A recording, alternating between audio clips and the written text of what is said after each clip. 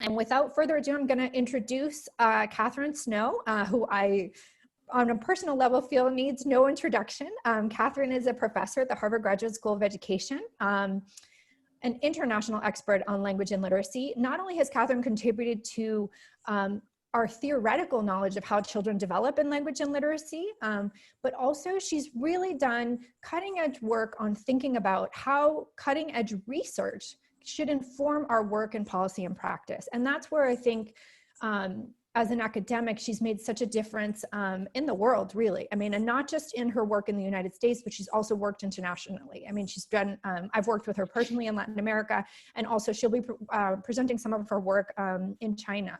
So I think it's a real honor to be able to help moderate her talk today. So without further ado, for you today, Catherine Snow. Okay, thank you. And I hope people are seeing my screen. Is that correct? Are they? Yes. So here is information about the next two talks that you could write this down if you want, or put it in your calendar if you want. But my topic today, and I've got to say this was a topic that was suggested by Renata as the pandemic spread, that I should try to say something that was relevant to education during this very peculiar time. So I want to thank her for organizing, thank Renata and her staff at ADA for organizing these events and keeping this organization together during this difficult time. And during the talk, you've met Andrea. She is going to keep track of questions and let me know if anything is going wrong. And then I will introduce at the appropriate time two collaborators, Chen and Paola Guerrero. And Paola, just for your interest's sake, is actually originally from Colombia, and she is now a doctoral student at the University of Michigan, whereas Se is originally from China, and she's now a postdoc at the Harvard Graduate School of Education. So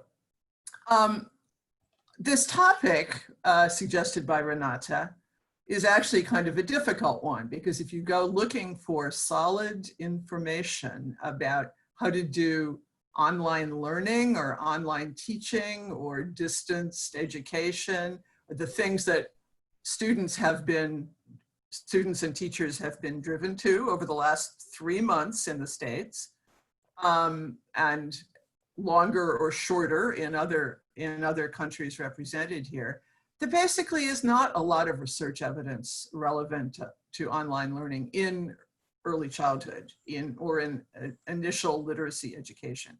There is a little bit, and I will talk about what there is, but mostly I'm going to try to draw some lessons from parallel lines of research that I hope are relevant. The second caution is this very general one, that a lot of the online learning focuses on easy to teach skills, on the kinds of things you can practice in an app.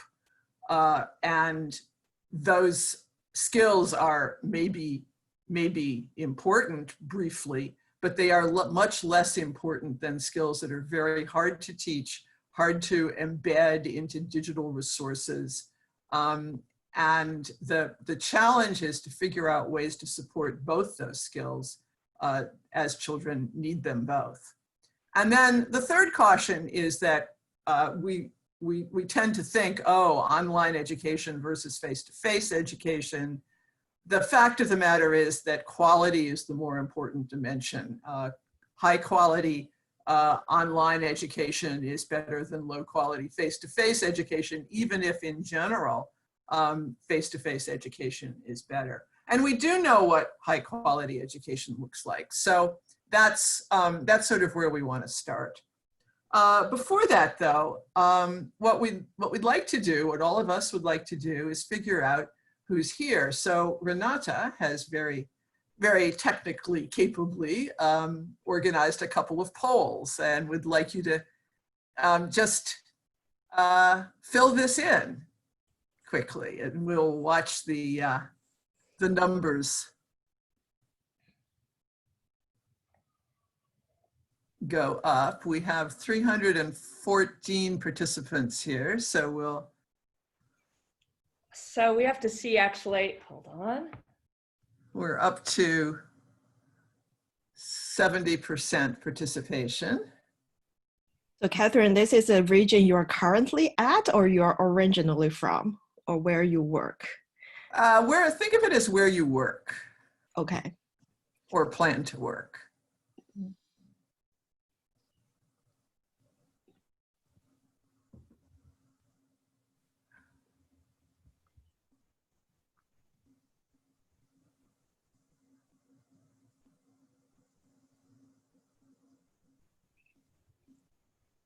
Catherine and Andrea, I need your help to see when the numbers are going up because Okay, we're up to 82%. 82% have answered. People are still answering. I think the pattern is pretty clear though.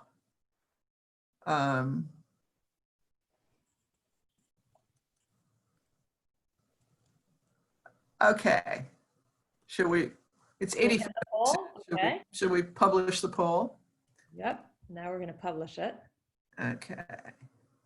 And gosh, Latin America and Asia are pretty close to tied for first. I'm 10% from Europe, and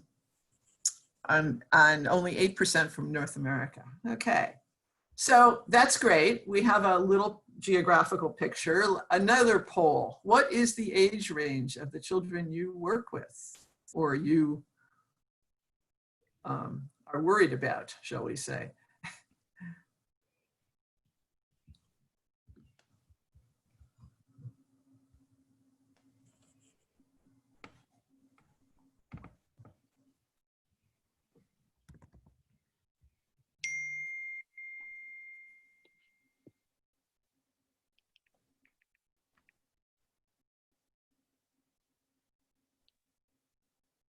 Okay, we're at about 80%, Renata. Perfect. Oddly enough, when it gets generated, I can't see it going. Interesting. So just remember, I'm blind here. A little Zoom blip.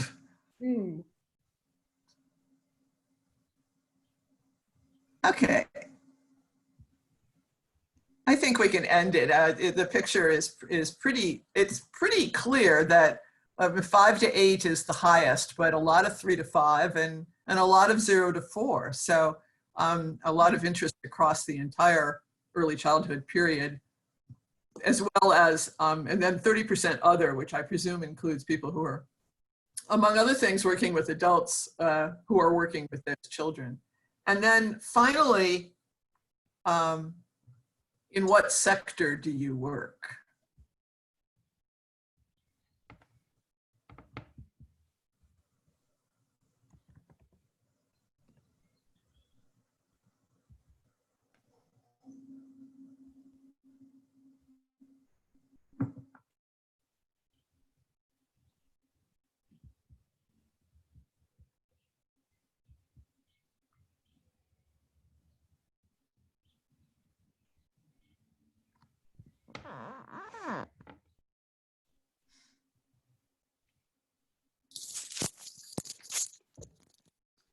%, again. 80%, 85.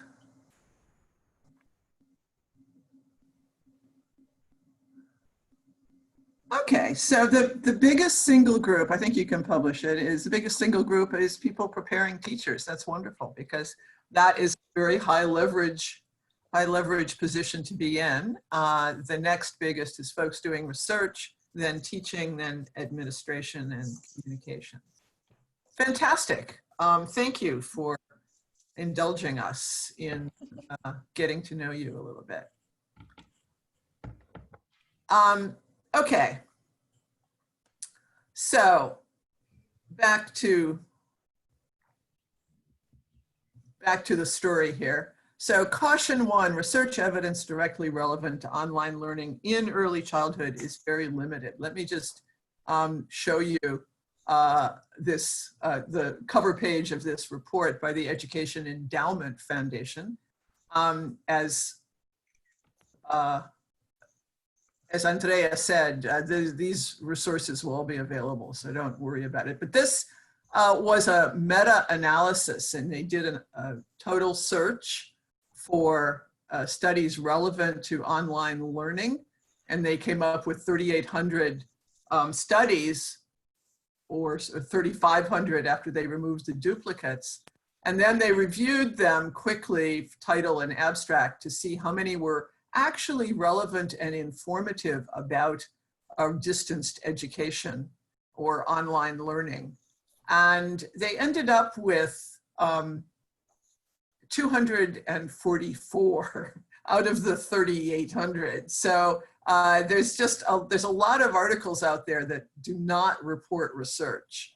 And they did a complete analysis of 240 of these, and upon reading them, decided that 180 were not very informative. So they end up with summarizing 60 studies only.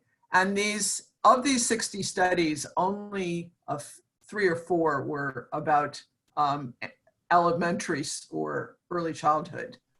But to the extent that they found resources about elementary schools, a major challenge is access to technology and digital resources for many families. So if we are indeed in an era, as unfortunately, I'm pessimistic enough to predict we are, in an era where we're going to be facing school closings quite regularly, intermittently over the next several years, we really do have to worry about making technological and digital resources available. In the Boston public schools, for example, they have made Chromebooks available to all of the children in 4-year-old and 5-year-old classrooms so that they can do work at home. But of course, not all of those children have good Wi-Fi. A very important takeaway, I think, is that there are ways of using digital media to support peer interactions, and that peer interactions can be particularly important in this context because the individual children working alone with digital resources or with individual teachers is not a sustainable model. Quality is more important than medium. You'll probably hear me say that several times. And that, of course, this online learning requires a lot more independent work. And while that is difficult to get launched, it actually turns out to be a potential advantage that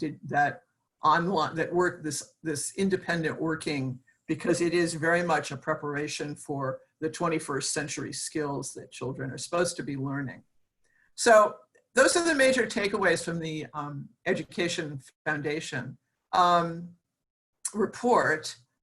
This is just a reference for you, another such report from the Research Alliance for the New York City Schools that they just put out.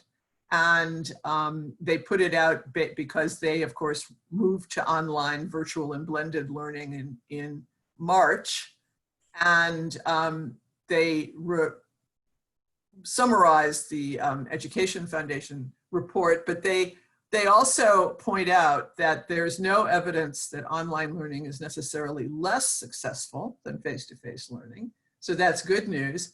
But the areas in which the biggest success have been found are math. It's easier to do math, to teach math, and to practice math online than literacy-related skills.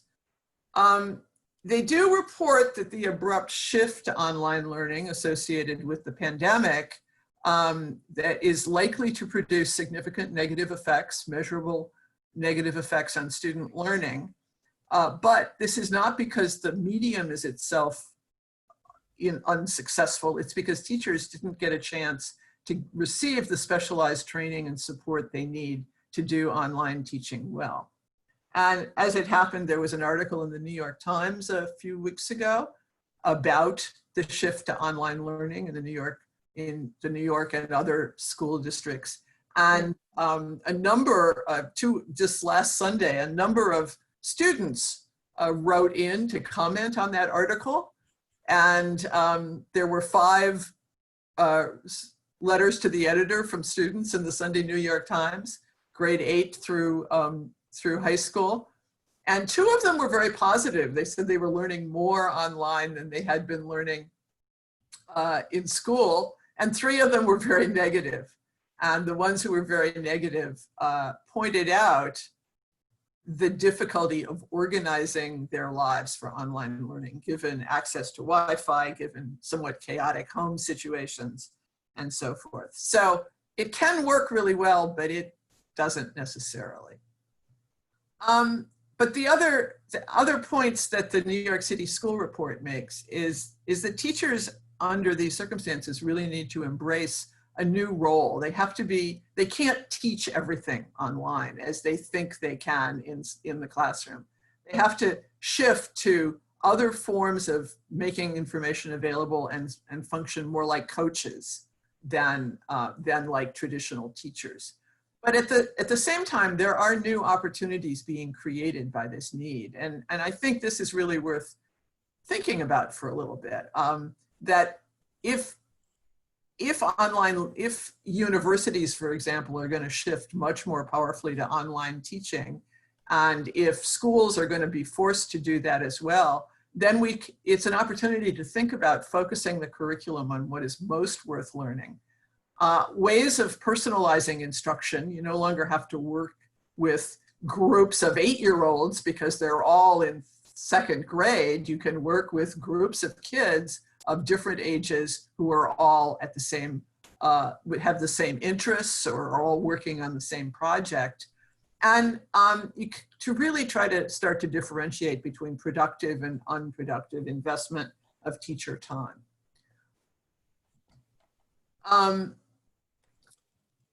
But so I'm going to strike an optimistic note here, a retreat from caution, and say that this research base is not directly relevant mostly to young children, but we can extrapolate to young children, partly because we know about the appeal of certain forms of digital resources to children under the age of 8. I mean, those kids spend a lot of time with digital resources. They aren't necessarily educational digital resources, but we could think about how to optimize their educational value. But we do need to think about precisely what learning goals those devices and resources serve and how they can best be used. My take on this, that there are lots of apps and games out there, and they're really good at promoting certain kinds of basic skills. Right? You can use an app to learn to type. You can use an app to learn the alphabet. You can use an app to learn to add single digits. And that can be useful. Those are useful skills. But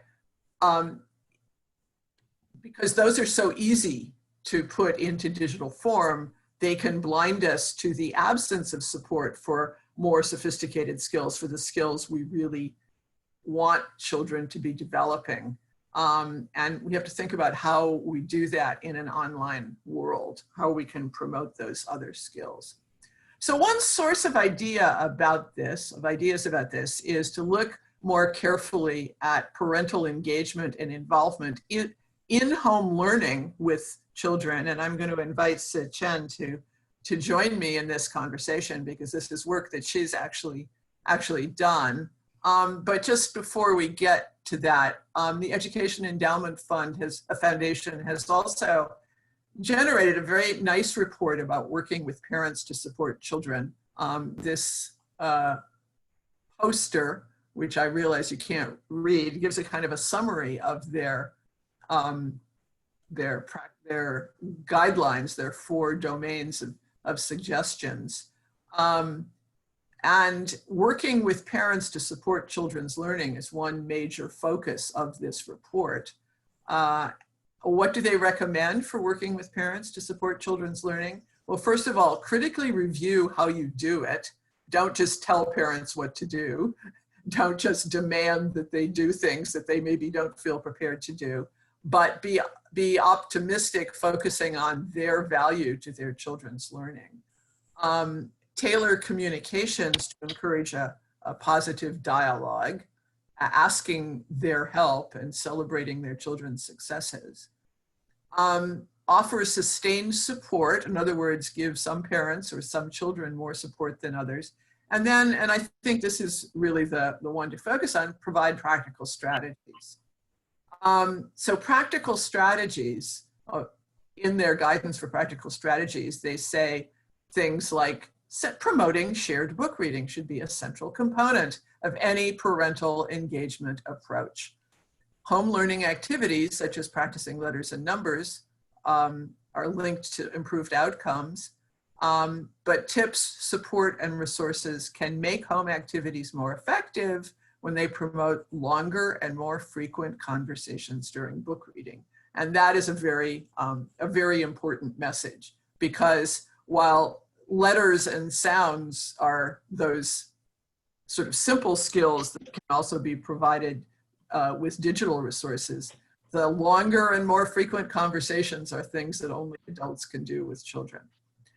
And there's, of course, a huge body of research about shared book reading and how effective shared book reading is in promoting what I'm going to call unconstrained skills. I'll define that more precisely in a bit. But what we know about book sharing interactions is that they minimize social class differences in parent language. That parents are talk very differently as a function of social class during certain kinds of games and during caretaking. But when they read books, they all sound more alike because the book structures the language that's used. It makes it more complex, ensures the presence of more low frequency vocabulary. And of course, book sharing brings up novel topics that don't occur during dinner table conversations or getting dressed. You know, fantasy and past and future and faraway places and animals that you wouldn't come across in daily life. However, shared book reading is, we know, not a universal experience. It's more frequent in high SES classes. It's more typical of Anglo-American culture than of parenting approaches in Latin America or China. But it is rapidly rising in frequency among immigrants from both Latino and Chinese backgrounds in the US. And so there's a way in which it's seen as being, it's a malleable practice. So it's a context for parent engagement, but there are other activities that parents might also engage in that could be shared in a way that that books are shared, like playing computer games maybe, or watching television. And so the question is, how do these fit into a larger picture of parent engagement with young children? And what can we learn from studies of parents using these resources both to help their kids or maybe to distract their kids? We've all seen those tables in the restaurants where the parents give the kid the iPhone to watch a cartoon, not necessarily an educational cartoon. So the data that will inform this come from a study done with almost 5,000 Chinese parents. And I'm going to ask Se to tell us about how she got all these data and where they came from. Sure.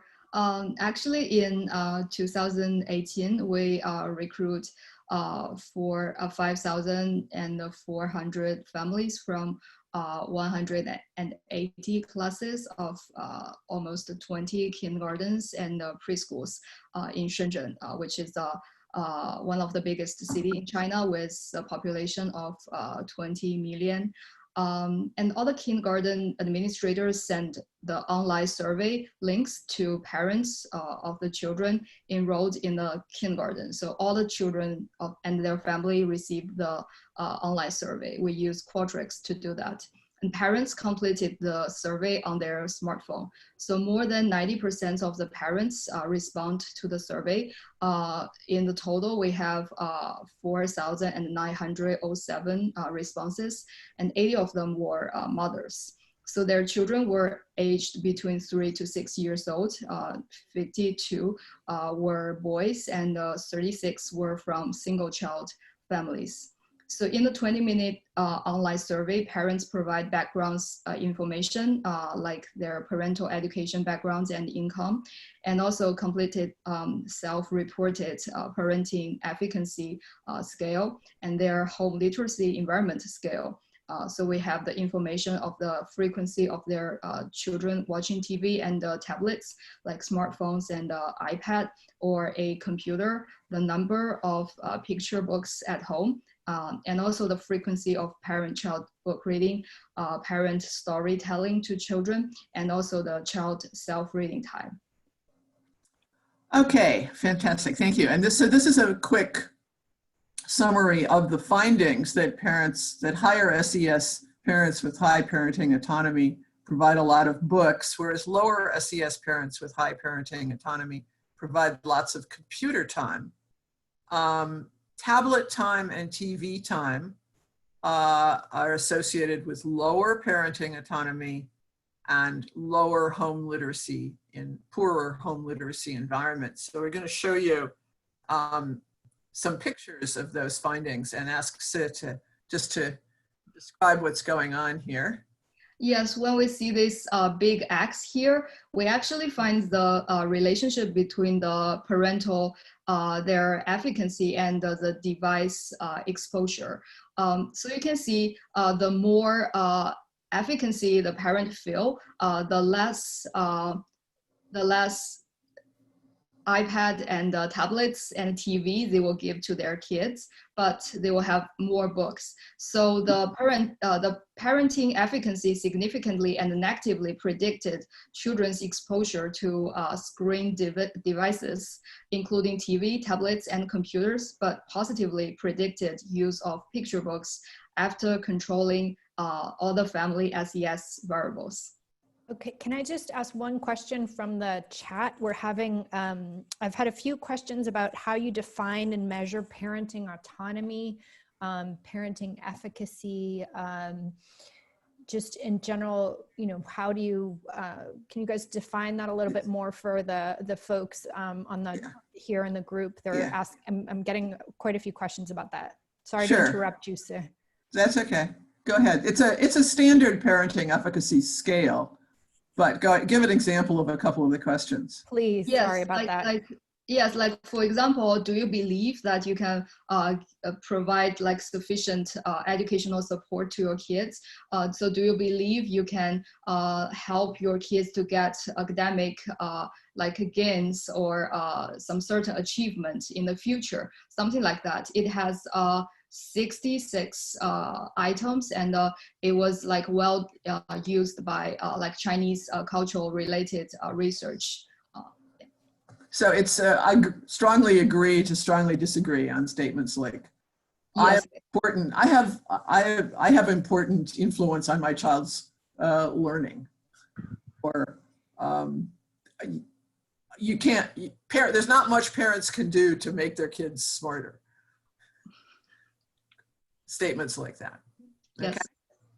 Okay, and you guys can also share some more about this, perhaps some when we share the resources afterwards, maybe some of the definitions, because I'm getting a lot of questions about how this is defined. Sure. People are having some issues about the definition of autonomy, and also they're asking me about SES. I guess it might There's help no to define autonomy in this. It's all efficacy.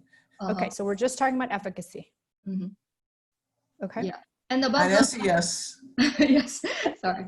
And about the SES, we have the basically the income and also the parental, both the mother and father's educational backgrounds, and also their job and yes, something like that. Job classification. Okay. Thanks. No, this is great. Please interrupt. If we don't want people to be more confused than absolutely necessary. Sorry. Yeah, absolutely. I'm just representing the chat. Thanks. Okay, so explain what this is. Okay, so here we in this graph we have the three literacy practice as outcomes. So you can see here are three rows here. So each row we have the frequency of a child self-reading and the parent storytelling, and the last one was the parent-child share book reading. And we find actually the very similar pattern between the parents who use more tablets or picture book.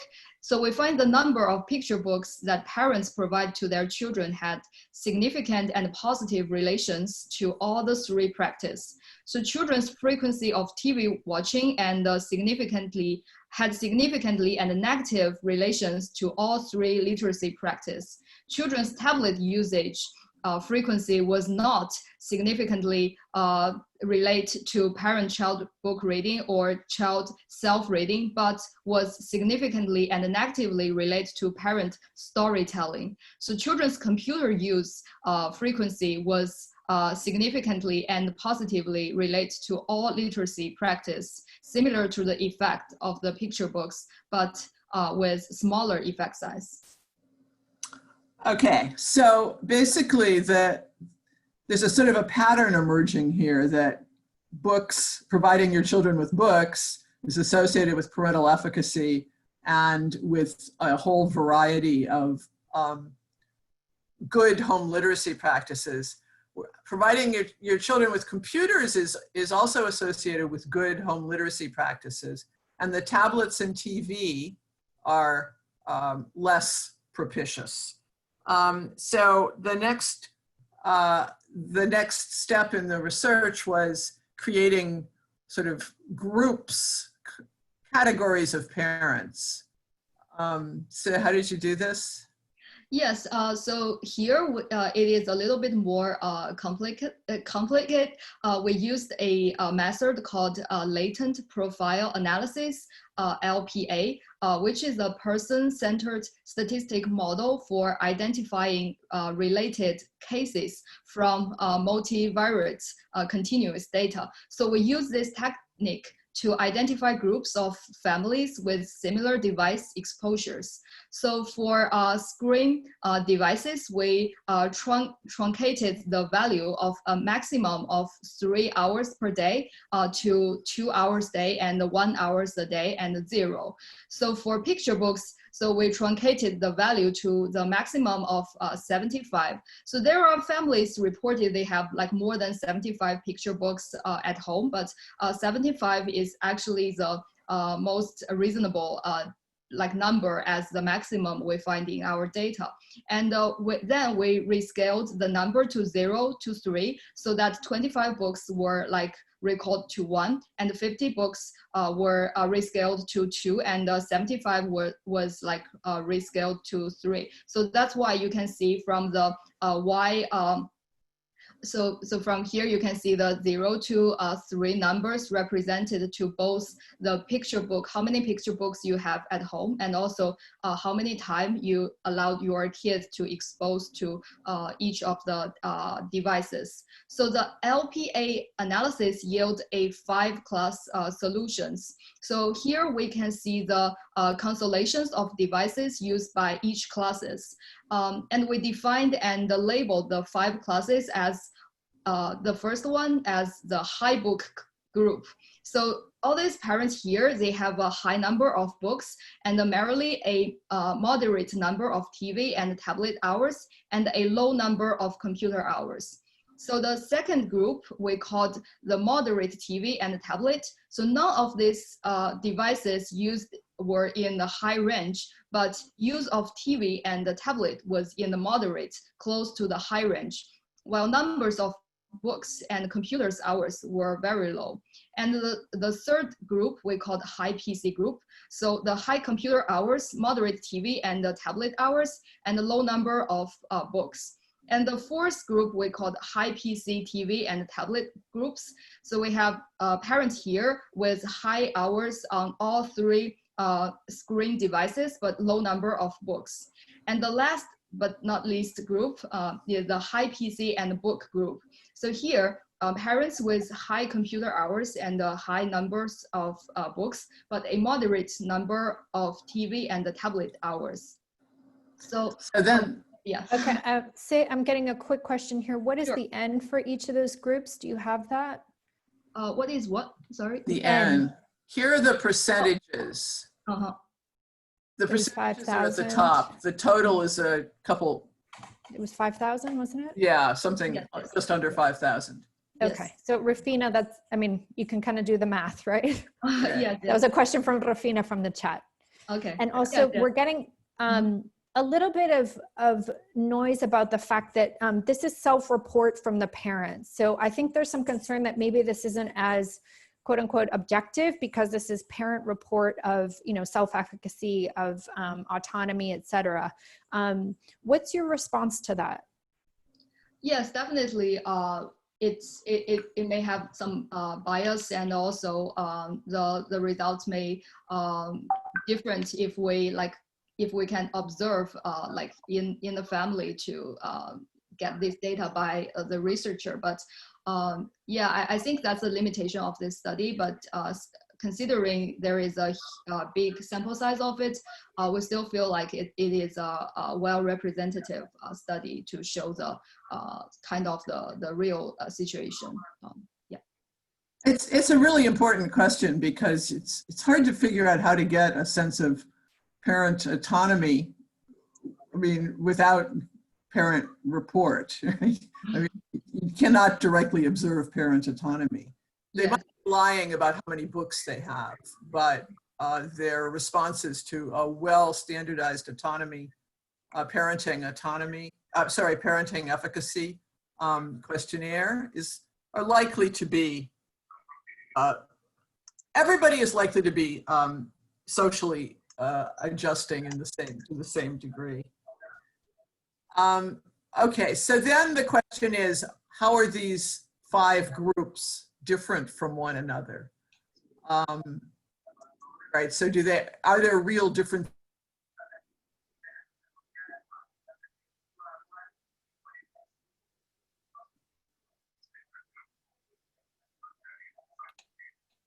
Along the bottom here, and here are the values. Go ahead and tell us what this is. Yes. So here we see the figure is actually a between class comparison. Let me recall you like the 5 classes we find among these 5,000 families. So we could see that the high book class consistently had the highest SES and the highest parenting efficacy and the home literacy practice. So they are our like model parents here. And the high PC and the book class ranked the second and close to the high book class on most variables. And also the high PC class had the lowest SES among all 5 classes, but ranked third in the parenting efficacy and the home literacy practice. In particular, its child self-reading frequency was above the sample average and close to the level of high book or the high PC and book classes. So parental efficacy from the high PC class was around the sample average, lower than high book class, and the parent child reading and parent storytelling frequency were around the sample average as well, lower than the high book class and lower than the high PC and book class. So parenting efficacy and the home literacy practice in the high PC and TV and tablet class and the moderate TV and tablet class were close to each other, ranking lowest of the 5 classes, although their SES was higher than in the high PC class. So it's worth thinking about this a little bit. It looks like, once again, that the screen time isn't necessarily a bad thing, but screen time focused on tablets and smartphones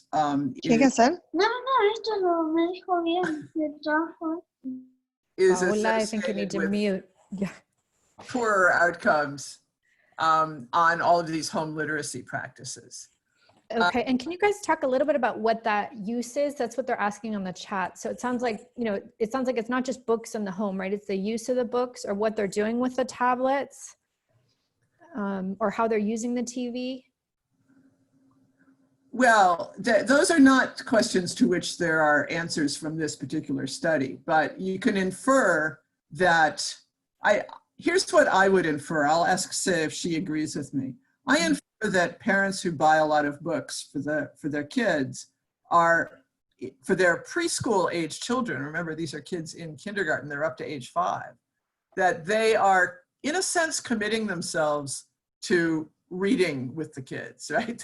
They know that that it doesn't work just to hand a child a book, that you actually have to sit down and read it once or twice. And so that represents a parental investment. And similarly, computers represent, if you say to your child, no, you can't have a tablet and you can't play with my smartphone, but you can use a computer, I think that also represents a pretty high parental investment because kids have to be taught what to do. 4-year-olds and 5-year-olds can't, it's not a touch screens, right? They have to know, they have to be given guidance and maybe even collaboration. So I think it's that books and computers in this sample are indicators of willingness to engage with kids. I don't know. So what do you think? Yes, I totally agree. Because like the, and it's a also, relationship, of course, but go ahead. and also the tablets and the iPhone or the smartphone is not buy for the children particularly. So it's just it's not a like a strong indicator of the investment for children particularly. Okay, so I'm gonna ask a couple more questions that keep on coming up on the chat. First of all, there's a question about how generalizable the results are. So it sounds like this study is from one city in China. So I think there are a couple questions coming about how much can you generalize this? Is this really just generalizable to this one city in China? How much can you think about this as something that you could generalize to other, you know, to a region in China, to China in general, to, you know, to other areas in the world? Because we had a comment from Florencia saying this is very different from Latin America, for example. That's one question about kind of generalizability. So how do you view that with this study? And then there's also just another question. It keeps on coming up about really, what do we mean about parental autonomy? What is that concept that you're getting at with this study? I think people are having a hard time getting their heads around exactly what that means. Well, let me take the parental efficacy study. So people have kids, often without preparation of having children, I think research in parenting and culture has shown us that all parents want good things for their children, right?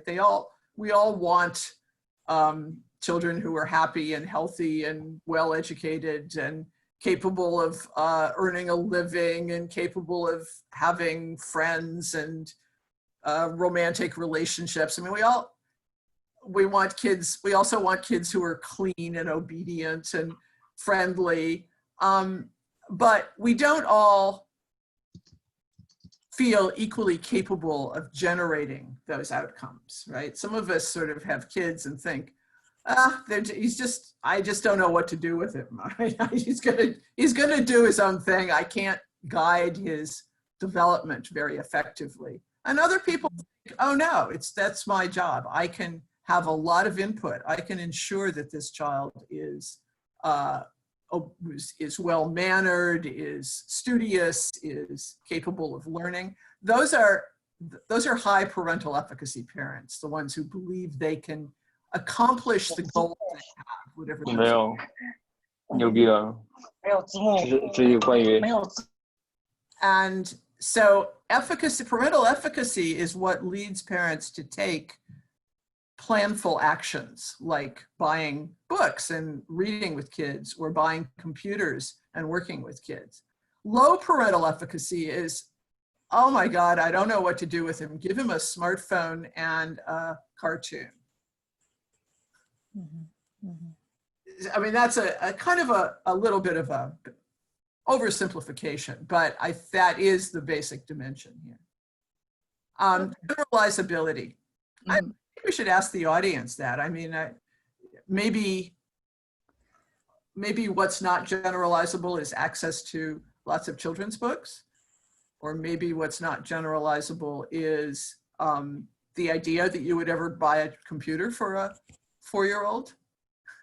But those are indicators of a certain kind of investment in children.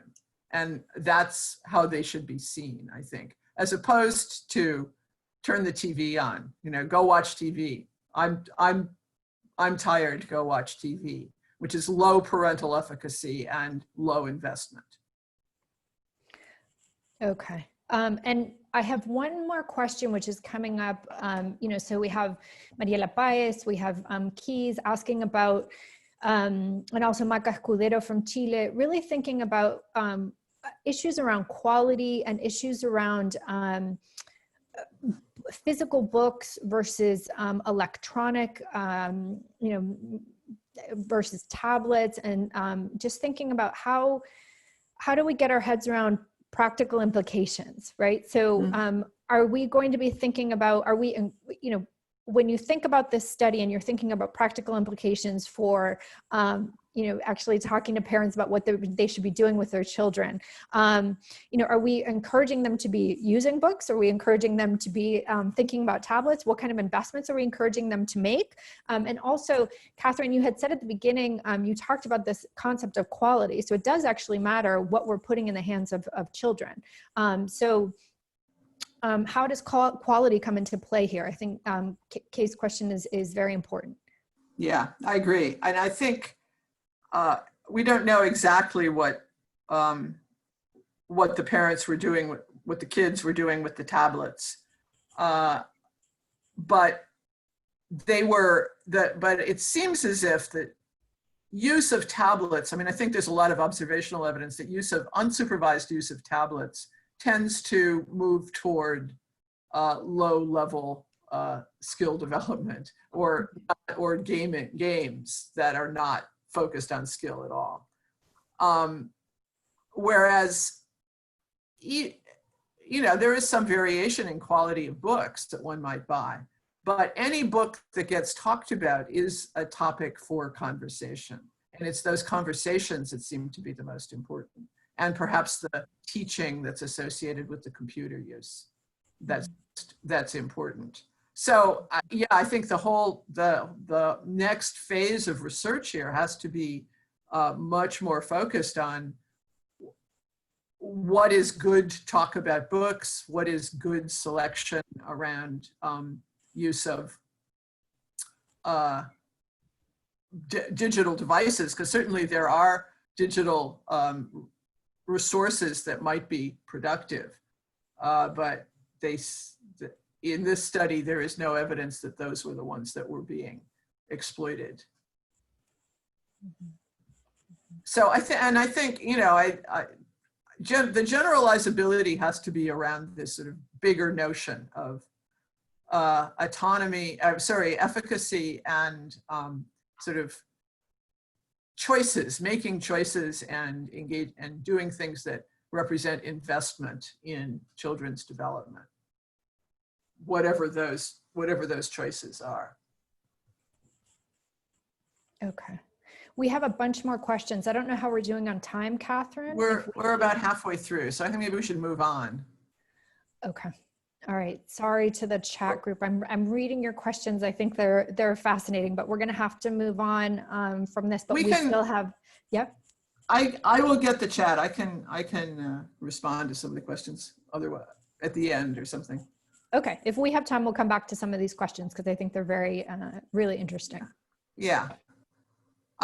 So thank you very much. Yeah. Thank you, Sif. Fascinating. So I'm going to go kind of quickly through this where I think the basic point is to think about exactly what that point that the questions are bringing up Like what are people doing with these devices, and what skills are they focusing on to the extent that they're being used educationally? And this will be a familiar theme to those of you in ADA, because I've talked about this, I think, before, that one of the things we do in early childhood education quite a lot is we focus on easy to teach skills. And the argument is that those are ultimately less important than hard to teach skills for children's development. There's quite a recent study by Bailey, Duncan, Odgers, and Yu, which is an analysis of what early developing skills predict long-term outcomes well. In other words, what should we be focusing on in early childhood programs? And they make this distinction between fundamental and peripheral skills, where fundamental skills are, obviously math, literacy, socio-emotional learning, motivation, relationships, and peripheral ones are the skills that you acquire in order to pass a particular test. And then they also have this dimension of malleability, that some things you can teach and some things are just, are more immutable, that we shouldn't waste time on them because we're not going to influence them. Interestingly, they put conscientiousness in that role. A lot of religious education would deny that categorization. But anyway, and they argue that that part of the problem with early childhood programs is that they tend to focus on skills that disappear, that there's a lot of fade out. So you get big effects from early childhood programs, interventions, very good and well-designed interventions, produce big improvements in whatever gets tested, cognitive skills or academic skills at the end of the program. But those effect sizes decline, and so kids emerge from early childhood program as 5-year-olds, and by the time they're 9 or 10, you don't see any difference. You don't see that they're any better off than kids who didn't have those early programs. And that's a big challenge if we're going to try to defend the value of early intervention. But there are differences among programs. So 2 famous American early childhood experiments, the Perry preschool program showed very big effects, 0.75 standard deviations, a huge effect size right at the end. But those effects diminished, so by the time the children were 10 years old, they didn't look any different on this skill from kids who hadn't had this intensive early intervention program. A different program, the Abecedarian program, showed even bigger effects early on, but the difference was that those effects persisted. They got smaller, but they lasted into adolescence. And so the question is, like, what's the difference between this program that shows these long-term effects and this program that showed the short-term effects? And I think in general, the one way to think about this is to make a distinction between what I call constrained skills or small problem space skills. These are skills like knowing the alphabet, where you can directly teach it and you can make huge progress in it quickly. And kids can get to 100% in it, but 2 years later, they don't look any different from children who didn't have the early intervention, because by 2 years later, every kid has learned the alphabet, right? So does it matter whether you've learned it at 4 or at 5? Maybe ultimately not so much. And those you can contrast to unconstrained skills, which are much less well-defined. It's not something like the alphabet or single digit addition. It's things like knowledge about geography or vocabulary or skill at argumentation. which are things that can definitely be taught, but they can't be directly taught exactly. There are a lot of different components to them. They can be practiced, they can be modeled, but progress may be slow and unsteady in these domains because they're not just sequentially learnable the way something like the alphabet or phonological awareness is. And so one study we did with Megan McCormick, Christina Weiland, and a large group of people studying the impact of the Boston Public School pre-K program, looked at this difference between constrained and unconstrained skills. And I'm going to go through this really quickly because but it's in press, it's being, I mean, it's under revision, the paper is being revised. But basically we had measures for language literacy and for math that were more constrained. So the DIBBLES measures letter naming and phonological awareness and letter sound mapping. And the PPVT measures vocabulary, which is a classic example of an unconstrained skill. For math, the Woodcock-Johnson is a pretty skill-focused, low-level math operations task. And the REMA is a task associated with a much more developmental perspective on math. So it looks at things like estimation and problem solving, more unconstrained skills.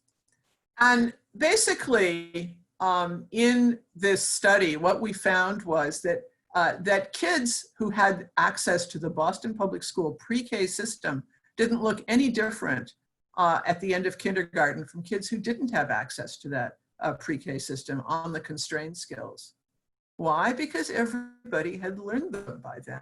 A good kindergarten program to catch up the kids who didn't know them at entry. But the pre-K effects were sustained for unconstrained language skills. So vocabulary impacts remained visible through the end of kindergarten. And for math, it was a little more complicated, but unconstrained math skills were sustained for the kids who had access to the very sophisticated math curriculum in the Boston Public School pre-K, but not kids who'd gone to pre-K, but at different centers. So they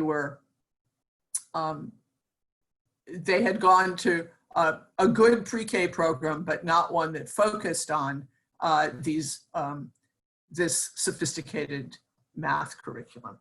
Okay, I'm going to skip over 2-3 slides just because I don't think they're all that informative, and I want to make sure to get to the one more study before we move on to resources and interesting reflections.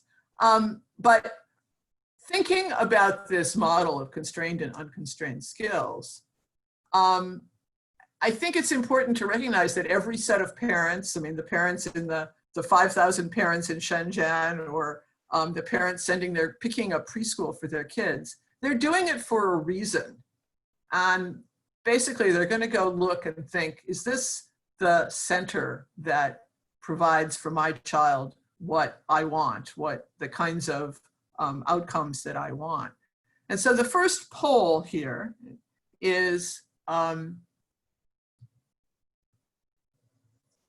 what 3 skills do you consider most fundamental and important to focus on? And for example, to recruit parents to work on, or to get apps to work on, or to get preschools to work on when they open again during this time of interrupted schooling.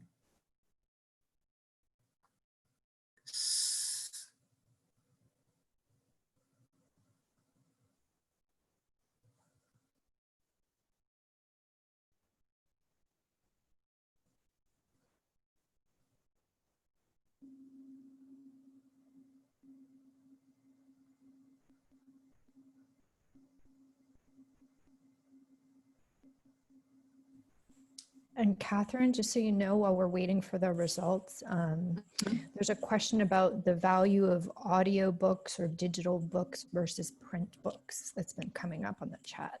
Okay, oh, that's a great question.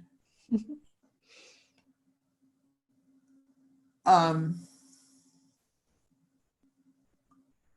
it's very closely related to this this issue of what's the point, what's the goal, what's the learning goal, right? Is the learning goal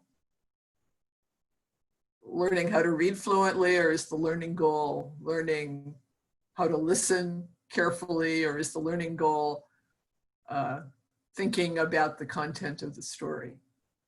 Well, and I think it's a question for people right now during the pandemic, right now that we can't get physical books into the hands of children, and we're trying to figure out how to reach them in their homes with parents.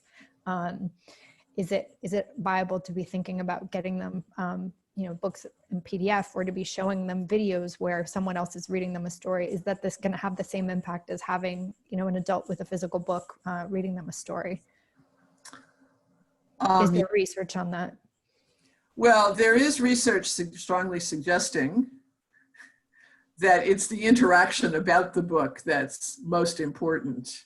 So getting access to the book can happen anyway, right? I mean, somebody can read it to you, or you can read it yourself, or you could listen to it being read aloud. But then what happens after that? Does anybody talk to you about it? And so that's, I think, the most important dimension.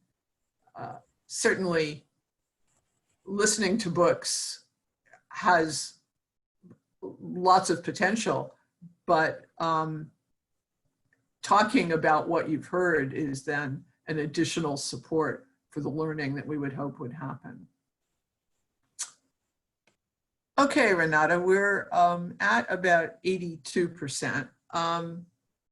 And the clear winner here is story comprehension, which is,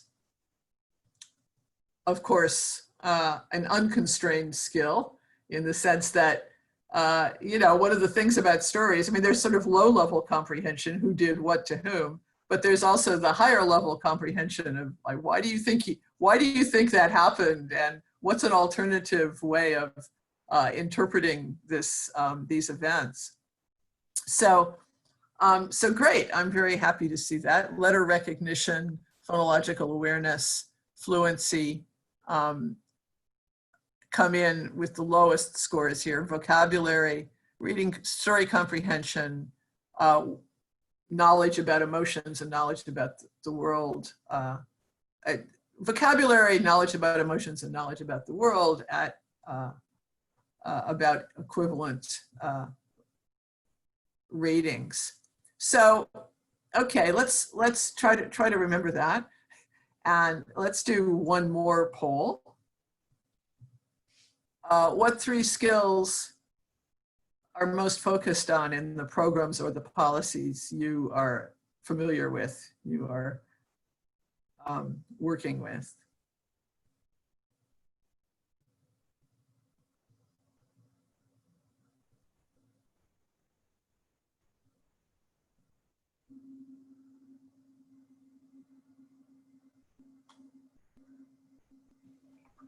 Okay, and there was an earlier question too, maybe we can take advantage now that the poll is up, about, you were talking about teachers as coaches right now in the time of the pandemic. So how, in this time where they're losing some of those interactions, how can we, how can we think about maintaining quality on some level when teachers are losing the interactions that that they normally have in the classroom with children that we know are so important? Yeah. So yeah, this is exactly what we weren't prepared for, right? We weren't prepared.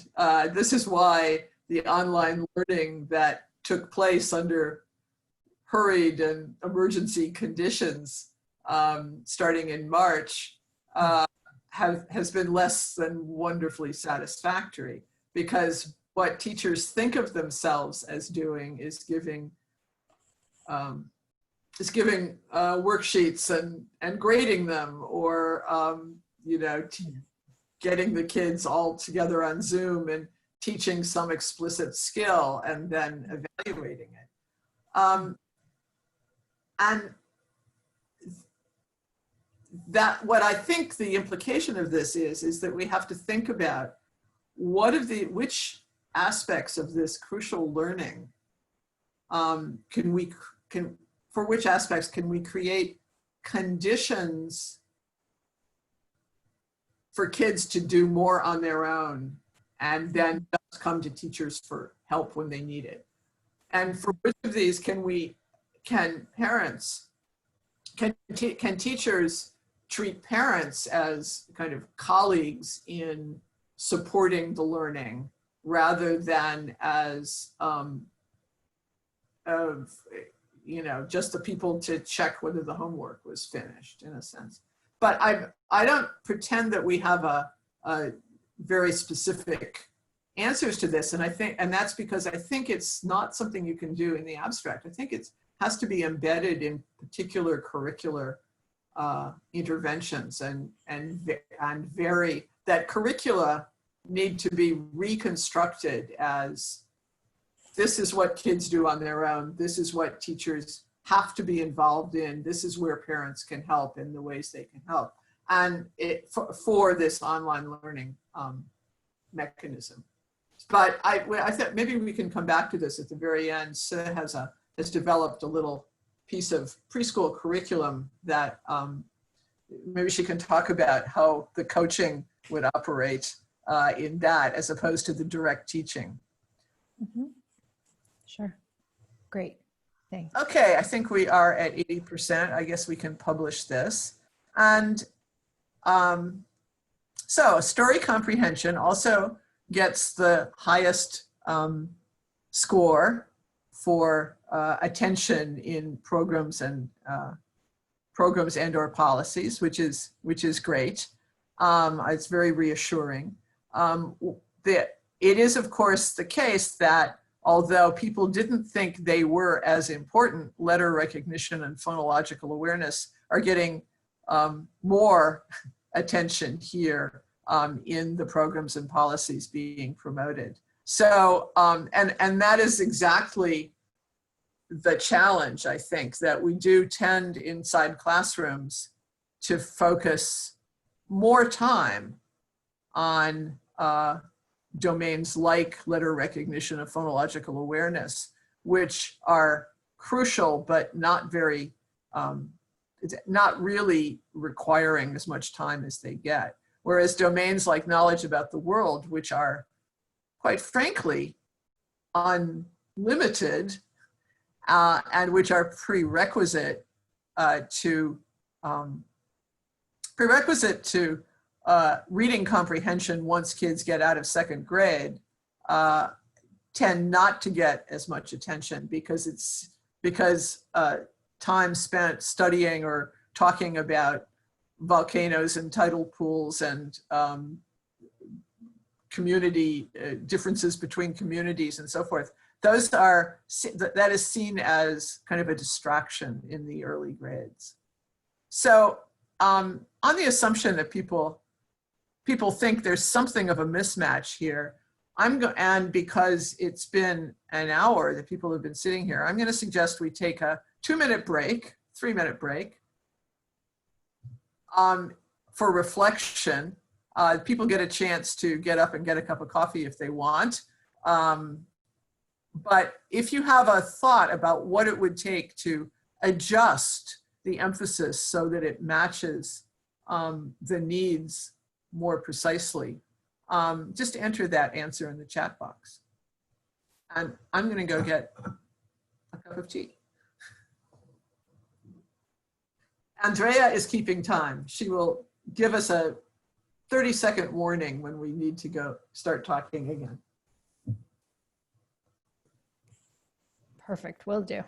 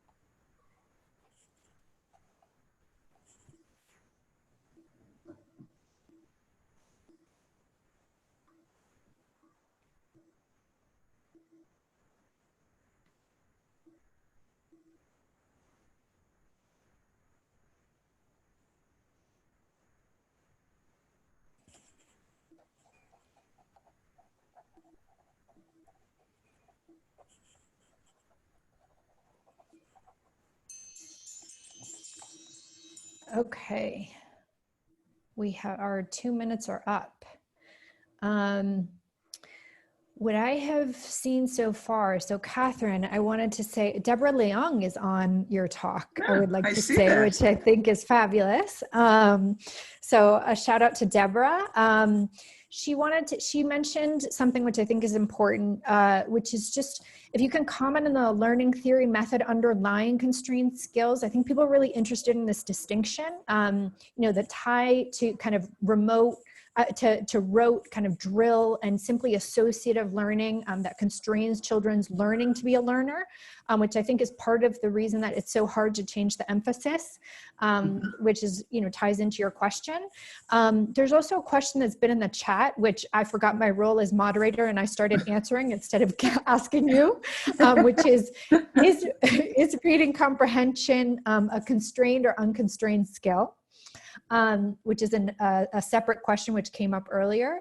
So my apologies for stepping out of my role and actually starting to answer it myself as your former doctoral student and someone who's worked with you for years. All of the answers are good. And then some of the answers that have come up, and I would love to hear your response to this, is, that we need hands-on demonstrations for parents. We need, people need to understand the reasons behind why they need to work on unconstrained skills. They need the materials, they need the strategies on how to teach unconstrained skills. And also that we need frameworks for roles, for the expectations that we have for students, for teachers, for parents. I really find this a fabulous group. They're even sharing resources on the chat, for storybooks and different things. And so, and there's also been some conversation about how the different age ranges need different strategies. But so those are some of the comments that have come up. And then as you talk, I'm going to continue scrolling down and reading through some more of the comments. Yeah. Well, the theory of, this is particularly relevant to literacy, of course, but there is this very simplistic kind of super stage theory of reading, all right? That first you learn the letters and then you learn the sounds and then you learn the syllables and then you learn the words and then you can learn to read a sentence and then you can learn to read a book or something, which of course is not at all how reading development actually proceeds. Because from the very beginning, in a sense, 4-year-olds who can't yet decode are often engaging in very sophisticated comprehension of text if somebody reads it to them and talks to them about it. And so if we sort of started from the notion that accessing and elaborating meaning is the basic literacy skill, and then there are little gatekeeper skills along the way, while that skill is being nurtured and expanded with inputs from domains of knowledge and domains of problems to think about. There are these gatekeeper skills. You do have to learn to recognize the letters. You do need to learn to map them onto sounds, and you need to learn to do that with automaticity. But those are all skills that can be developed kind of in parallel with expanding knowledge and expanding levels of comprehension. And then there's a question, is reading comprehension an unconstrained skill? And that depends entirely on how we define reading comprehension, right? If you read a book with a kid and you say, you know, a very hungry caterpillar, you know, how many apples did he eat? And you consider that a comprehension question, then no, it isn't. It's a very constrained skill. If at the end of reading A Very Hungry Caterpillar, you say, gee, what was that book about? Is there any, what kinds of changes go on that are like a caterpillar turning into a butterfly? Are there big changes like that in humans? Are there big changes like that in other animals?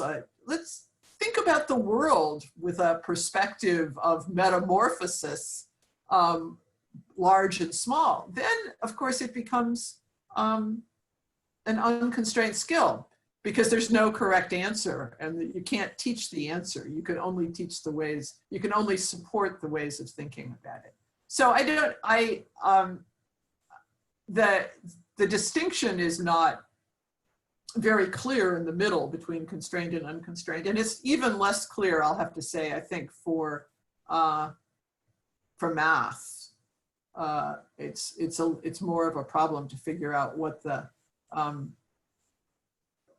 what's a perfect example of a unconstrained math activity for a 6-year-old.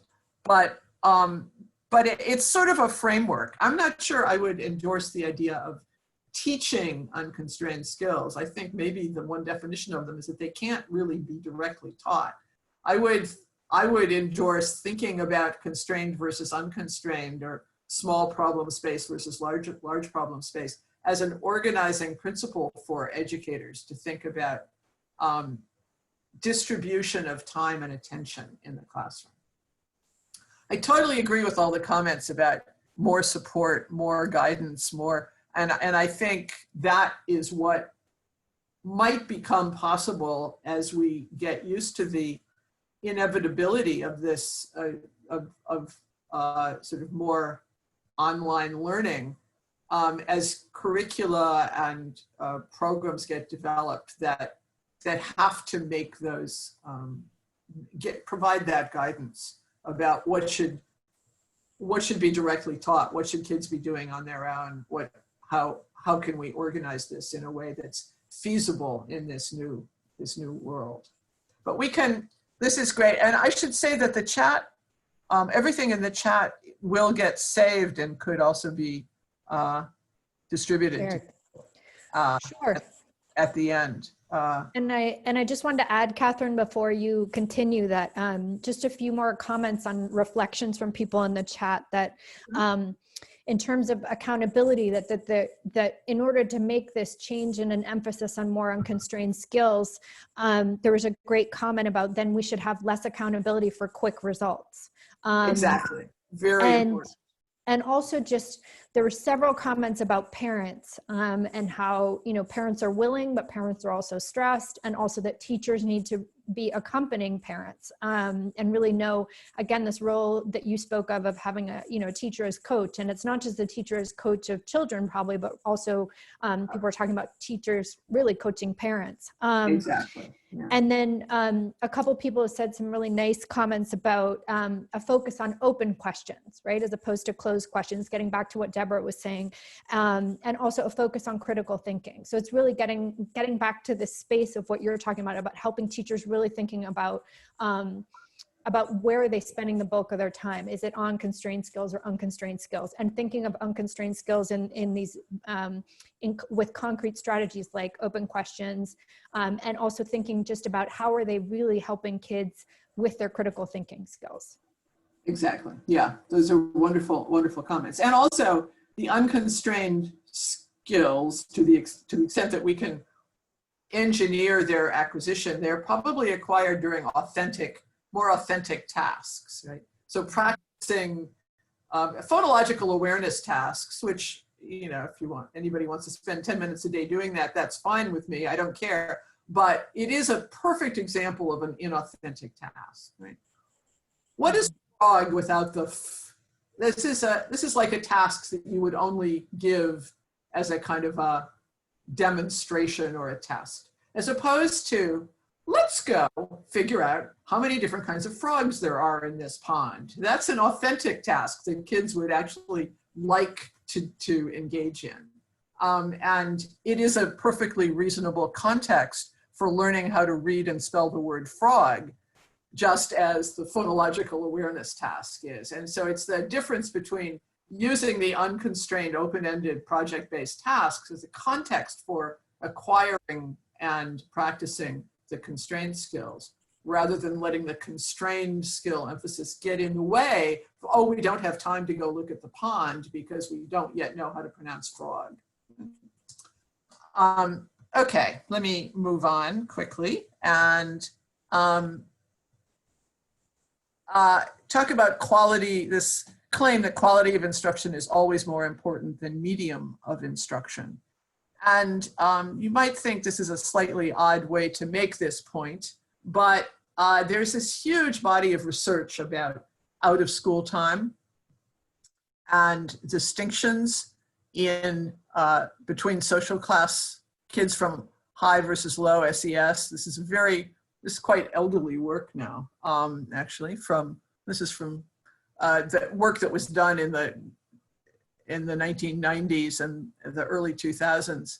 But this very persistent finding that when kids from high versus low SES families enter first grade, there's a gap. The high SES kids score better than the low SES kids on pretty much any academic task. But 9 years later, that gap is still there, and it's bigger. It's significantly bigger. It's 3 times as big.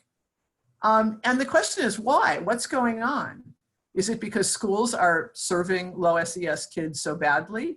Well, actually, the data do not support that, at least in this study, and in many, many others, because during the school year, high SES kids actually gain less than low SES kids. That same finding, by the way, for second language speakers, that they gain more than English only kids during the school year. But during the summer, the high SES kids are gaining much, much more than the low SES kids. So what happens is that you get gains during the school year and then bigger gains by high SES kids during the summer. And those big summer gains, or alternately comparative summer losses for the low SES kids, pile up and help explain this outcome at the end of year 9. And that outcome at the end of year 9, I won't go into this because we'll run out of time, but it has lasting consequences for being in a college prep, high school track, or your scores on college entrance exams, dropout, attending a challenging selective college. Those consequences are cumulative and quite consequential. So we did a study that was kind of a small scale replication of this, of a question about what happens during the summer versus the school year for kids of different family income, race, ethnicity, and language learner status, focusing on the transition from K to grade 1 in the study that we're doing in the Boston Public Schools, the longitudinal study, which will probably end actually, because I wonder if we will be able to collect any data next year. But anyway, and Paola Guerrero is a co-author on this paper, which has been revised and resubmitted to the American Education Research Journal. So I'm going to ask her to just help me explain some of the results and some of the findings. But the basic question is this question of growth in language and math during the preschool year, the summer between preschool and kindergarten, and then the kindergarten academic year. And do we get this familiar effect of school year learning and summer loss? And does it matter what kind of program kids are in during the summer? In other words, if they're in center-based care in the summer, does that attenuate differences between SES or language status groups? Even though the summer programs are not, strictly speaking, academic programs. So here's a quick summary, and I'll ask Paola to explain the tables showing these findings. But as other people have found, lower income students showed more summer loss on the Woodcock-Johnson test of math. But kids in summer programs did not show that summer slowdown. Dual language learners showed greater slowdown in the summer on the PPVT, which is not surprising. It's a test of English, and presumably they are hearing less English during the summer. But interestingly, high income attenders and low income non-attenders showed parallel growth over the summer on PPVT. So Paola, come in here and tell us just what we're seeing here in this particular graph. Okay, thank you, Catherine. So in this graph, you will see that we are presenting the kids' growth in language skills. So this is the PPVT. As you all know, I generally use vocabulary language assessment.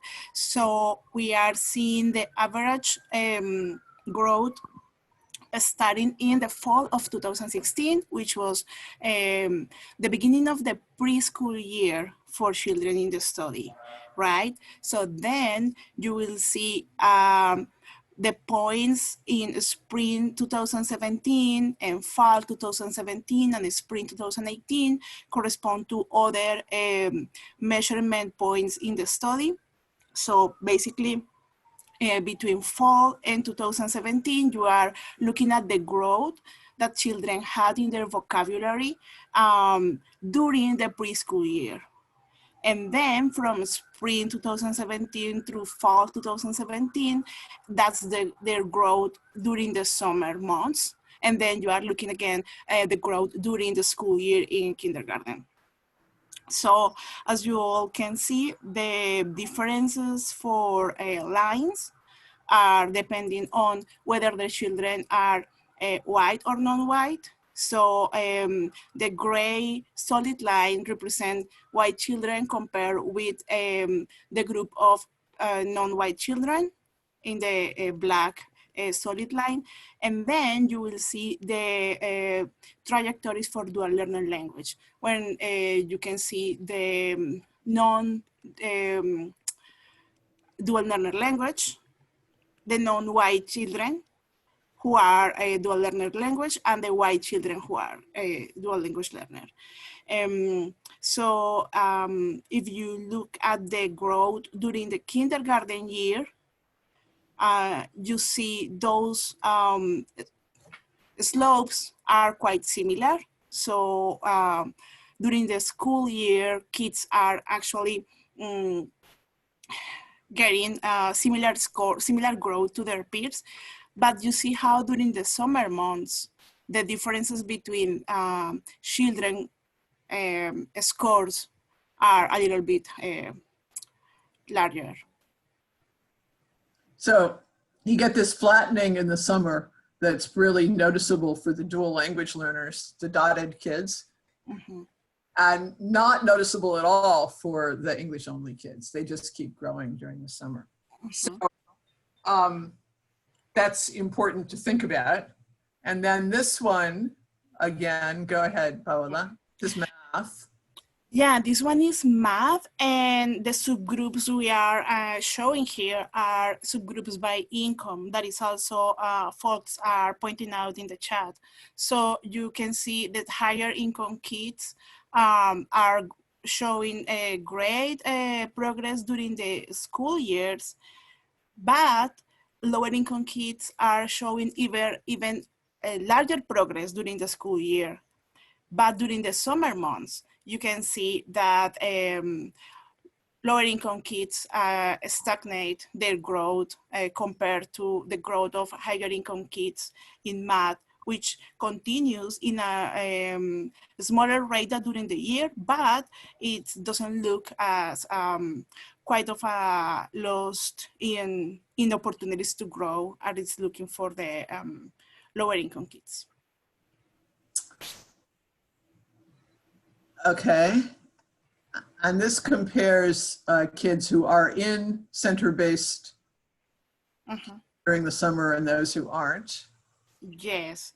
So you can see the growth for children in center-based summer care continues almost with no disruptions during the summer months compared with the growth during the pre-K and kindergarten years, whereas the growth for children who don't attend to center-based summer care is quite high during the school years, but it flattened a lot during the summer months.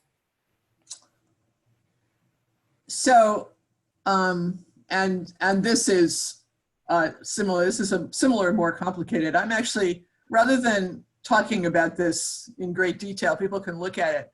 I'm wondering if Paola can tell us if she's thought at all about how practitioners could use these results to think about what to do, particularly during this time when we've got not just summer, not just out of school summer, but a very, very long out of school summer, maybe out of school rather than just the normal 2 or 3. Yeah, absolutely. Thank you for that question.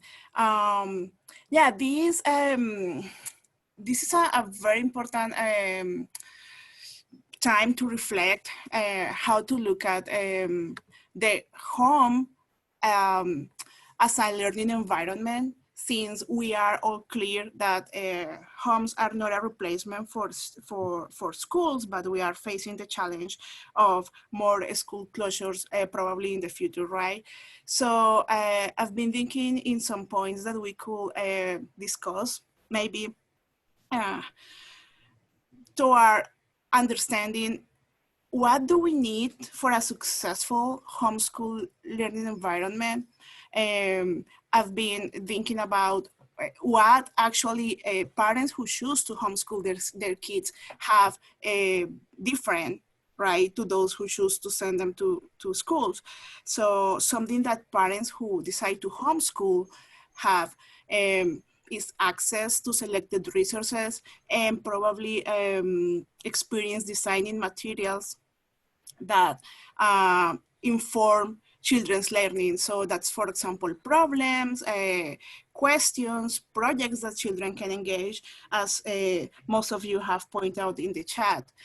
Parents who are not choosing to homeschool their children during the regular school year are facing the challenge of finding those opportunities. So selecting resources, selecting books, thinking about what is the what are the questions, the right questions to promote good conversations. So that is probably a next scenario in which, and in the other side, we are listening that parents are overwhelmed by assuming this position of replacing the schools, and I use replacing as quote unquote because some of them are trying to provide resources to minimize the impact that the school closures is having with their children, right? So having those two issues into account, what I'm seeing is that teachers and other educators are assuming the challenge of mediating the relationship that parents have with children's learning. So for parents are assuming a new role And then I'm thinking teachers and educators are assuming a new role as well of helping parents mediate that relationship. And I'm thinking the most influential artifacts we could think as of now are the materials in the extended sense of the meaning. So let's say, for example, helping figure out the type of questions, conversations, and problems that they could engage with the children. And in the other side, helping families to connect with the resources they are finding challenges to gather by themselves. So for example, assessing families' connectivity and access to resources in case organizations can help those families to connect with the appropriate resources they need. And actually, I think it's interesting that we have, as a society, generally sort of just let this summer slide happen for many kids. And perhaps one of the things that this pandemic will do is will refocus educators on the need to make use of all the time available and not thinking about summer and school year as completely different resources for learning, that we're sort of blurring those distinctions. Thank you very much, Paola. I'm gonna move on here because we don't have very much more time, and I don't want to keep people longer than they had planned. But just a couple of items. Remember, this wasn't school the kids were in the summer. It was just an organized summer program. But we have to think about ways in which growth during the school year, as Paola has suggested, can be extended. One very promising effort there was undertaken by my colleague James Kim and his colleagues. And there's a little research brief that you can find on that to make summer reading effective. Jimmy has shown that summer reading programs, if they consist of just sending home books, actually don't do a whole lot to retard the summer loss. That what it takes is providing parents with guidance about oral reading scaffolding, like a few questions to ask before the books get read, but then even more some comprehension scaffolding. And actually, interestingly, in his study, he found that he didn't ask the parents to read the books with the children. These were slightly older kids. They were second and third graders, so they could read on their own. But he found that it was best to have the parents ask general comprehension questions, almost as if they didn't know what was in the book, they could stimulate more child autonomy, more independent learning on the part of their children. In this study, his mechanism was to find out what topics kids were interested in and offer to send them books on those topics. And they would get one book, but then in order to get the second book, they had to send in a postcard answering a question about the first book. So the eager readers would read up to 6 books over the summer, but they were held accountable for reading each of the books before getting the next one. It's a model that we could think about as we blur this distinction between being at home and being at school for other domains. And so people are understandably impatient to think about much more concretely how to do this. And there are resources out there. They are not all deeply researched, but there are many high quality resources. We have put together for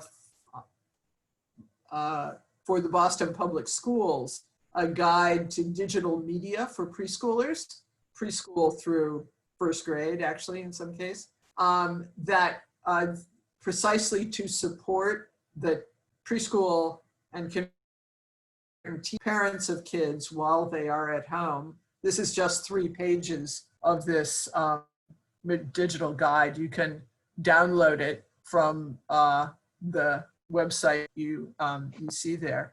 But it provides a kind of a wide overview of possible resources, apps, television programs, streaming video, as well as some guidance about how to use those. And if anybody wants to add to this, you can do that. We would be more than happy to make it a living resource. Also, if anybody wants to translate it into Spanish, let us know. We will put it on,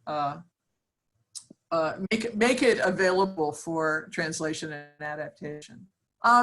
Another resource that's very timely is that there have been a lot of books that have come out very recently, published about this topic of COVID-19, the coronavirus. And it's actually quite, it is of course these books have the advantage of being highly relevant. Kids hear about this topic, they are interested, they're probably worried. So it's a good opportunity to expand their understanding of science and of social responsibility, and to think about and talk about the challenges associated with this particular pandemic. I only found 2 books in Spanish, but one of them is also this Hola, soy un virus, is actually an open resource book available. You can download it and you are invited to translate it.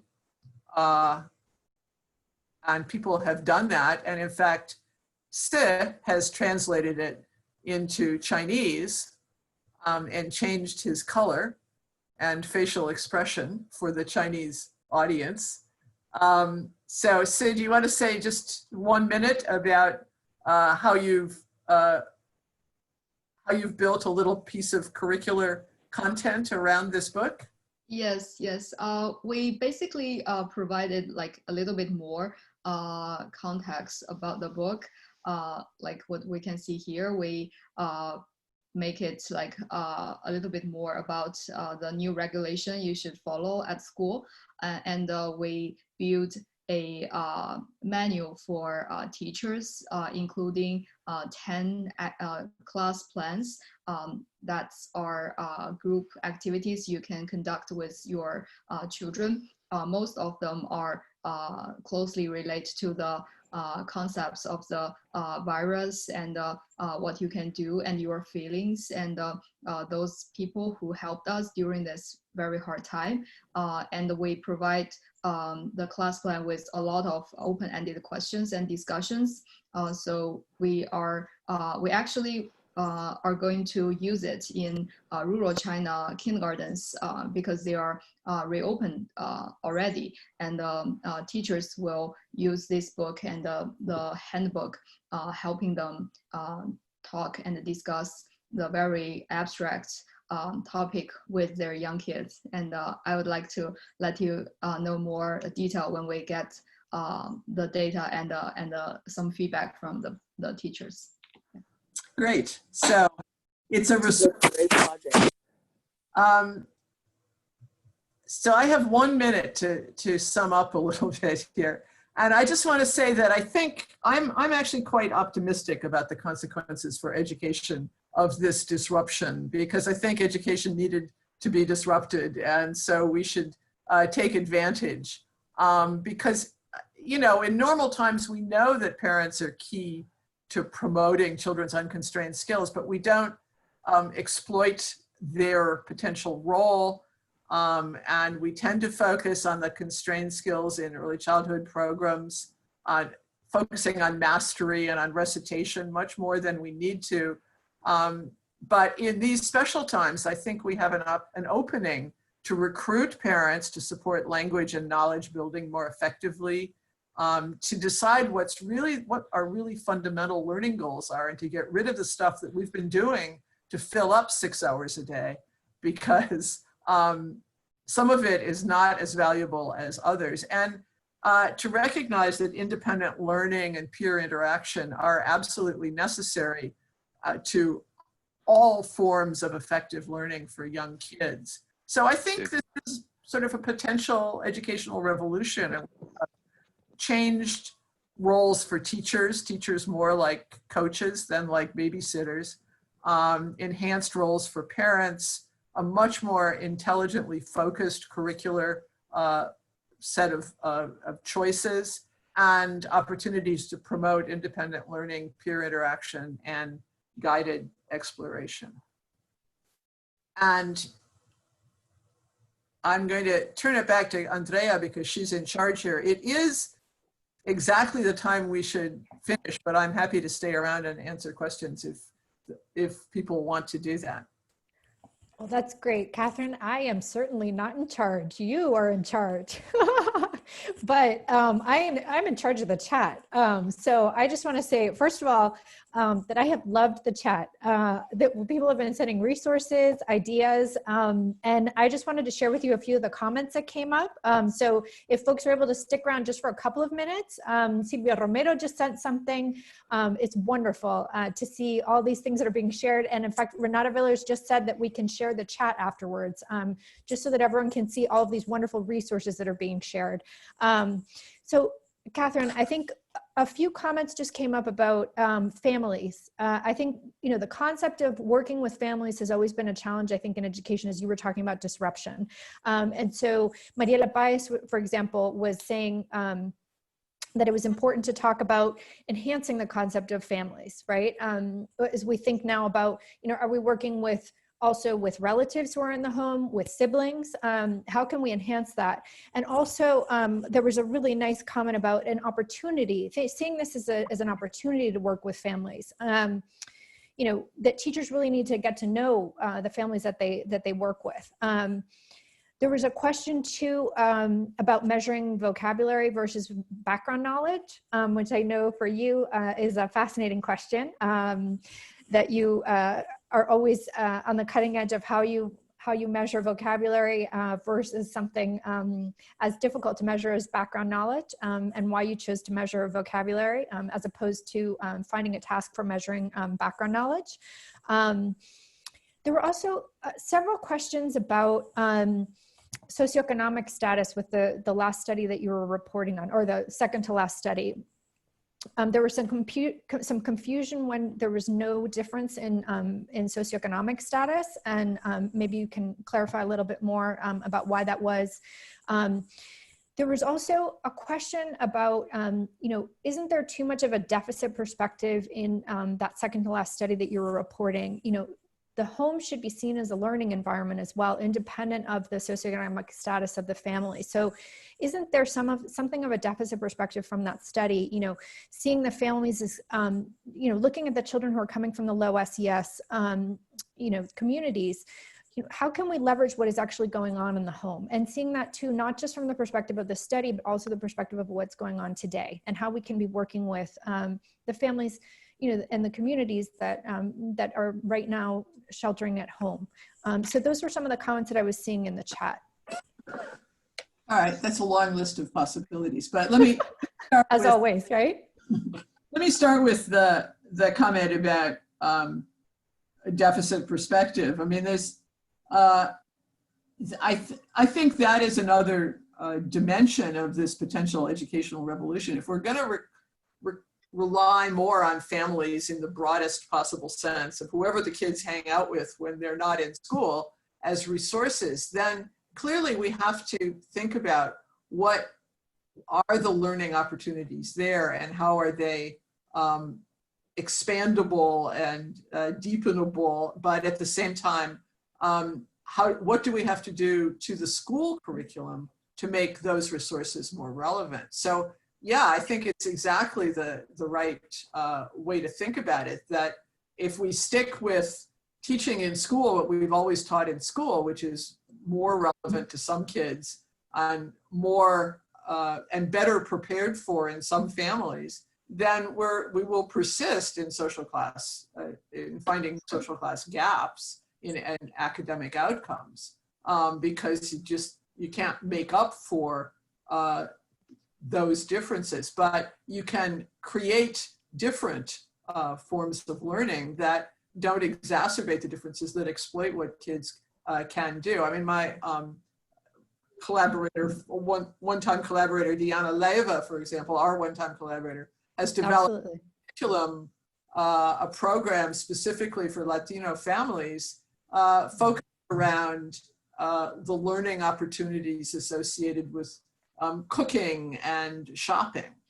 Something every family does, but the differences across families in how you do it are not differentially relevant to school, right? It's an opportunity for learning measurement and literacy and math and all kinds of useful school skills, but it is also an authentic task. And that's what families are good at. They're good at creating authentic tasks, and where we can help them is to see how those how authentic learning of skills that teachers and schools care about can get embedded in those authentic tasks. Say the other thing that you... Let's see, we had enhancing the concepts of families, measuring background vocabulary and knowledge. Well, I think we've distorted what vocabulary is about as educational researchers, right? So why do we all measure vocabulary? Well, because 100 years ago, vocabulary was thought of as an IQ measure. If you had a larger vocabulary, you had a higher IQ. And of course, we can see that there are sort of equity issues there. So the notion that vocabulary was an indicator of IQ has been dropped, but the focus on vocabulary as an important domain of accomplishment has been retained. And it's the most robust finding in education research is probably that size of vocabulary relates to scores on reading comprehension tests. Now, is that because if you know more words, you read better? I don't think that's the simple explanation. I think the explanation is if you know more words, you know more stuff, right? And knowledge of lots of words, for many words, knowledge of those words is an indicator of knowledge of the conceptual domain that the words are related to. You don't know the word gravity because you can give a definition of it. You know the word gravity because you understand something about physics. You don't know the word treaty because you can give a definition of it. You know it because you know something about history and international conflicts. And so I think what vocabulary works if we keep it in its place, which is as an indicator of something. And what it's an indicator of is what we should be teaching, not vocabulary itself. Catherine, can I ask you a quick question? It's up to Andrea. Oh, wow. I'm feeling really powerful now. Sure. I mean, I think, Renata, we can take a question. Yes? Yeah. Sure. Okay. Let's sit. Sure. Go ahead. Lily? This is Helen. This is my daughter. Thank you so much for the wonderful speech. Helen. Catherine, I'm sorry I missed you the other day before the pandemic in the office. I was trying to catch up with some of the research we have been doing around the world. Since the data we just did, the survey shows that the knowledge for the world knowledge and awareness is the highest in this research and the data we just collected. What do you think, in your opinion, that the homeschooled parents should do to help the kids to be more aware of current events and world knowledge, and also to be more aware of the emotional regulation, well-being at this time of global crisis? I see that you were asking the audience too, but I would like to also see and hear from you perspective. How can we do these two key things at home implementing a home policy, a homeschool policy first, and especially with most Asian parents, they do depend on grandparents too sometimes to take care of those children. So I would like to hear your insight about the intergenerational parents and cross-cultural aspect on increasing war awareness and emotional regulation for kids. Well, there are some very basic learning principles that I think apply across cultures, across languages, across contexts for learning. And one is that people learn more and more efficiently if they understand why they're being asked to learn, right? If they're interested in what they're learning. Now, Chinese, and I've spent enough time in Chinese classrooms to know that Chinese children are just remarkably compliant with what I would consider really unengaging learning tasks.